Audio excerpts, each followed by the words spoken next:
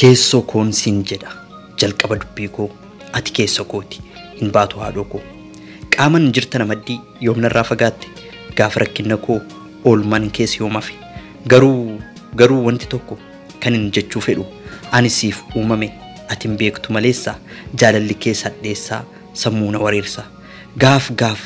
maal abbaasaa jedhee si dagachuuf murteessa akkamiin si dagadharee atoo jirtaana keessa adabattees hin teessu ati onnee koo keessa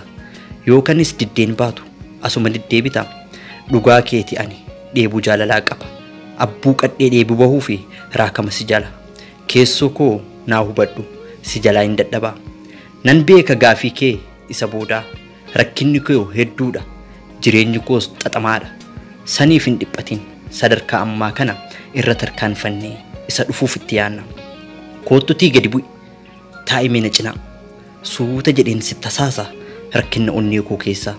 tarii gaafas naa hubatta dhiphina sammuu koo keessaa utubaa ijaarannee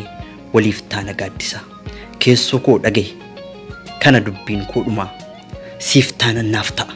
murteessi murtii kee yookaan dhugaan koottu yookaan cufii deemi onnee jaalala kee